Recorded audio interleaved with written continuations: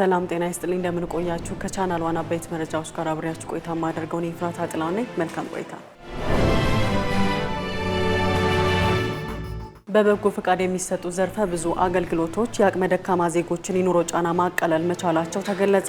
የአዲስ አበባ ከተማ አስተዳደር ከንቲባ አዳነች አቤቤ እንዳሉት የሀገር እድገትንና የዜጎችን ዘርፈ ብዙ ጥያቄ በአንድ ወገን ጥረት ብቻ መመለስ አዳጋች ነው ብለዋል።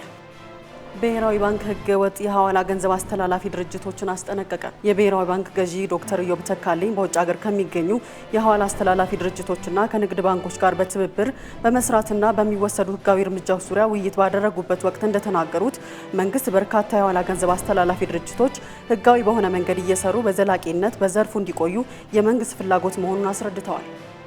የአፍሪካ ህብረት ኢኖቬሽን ለአፍሪካ አካታችና ዘላቂ ልማት ከፍተኛ አስተዋጽኦ ማበርከት የሚያስችሉ አሰራሮችን ተግባራዊ እያደረገ እንደሚገኝ አስታወቀ። የአፍሪካ ህብረት የኢኖቬሽን ፌስቲቫል በአዲስ አበባ እየተካሄደም ይገኛል።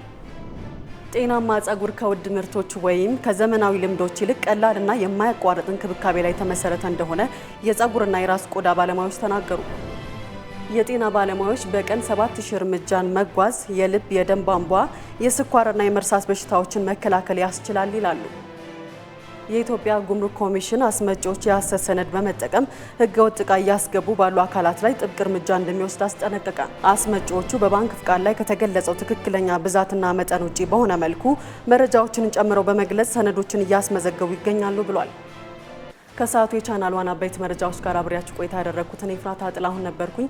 የእነዚህንና የሌሎችን ዝርዝር መረጃ በምሽት የዜና ወጃችን ይዘን እንመለሳለን። መልካም ጊዜን ተመኘን።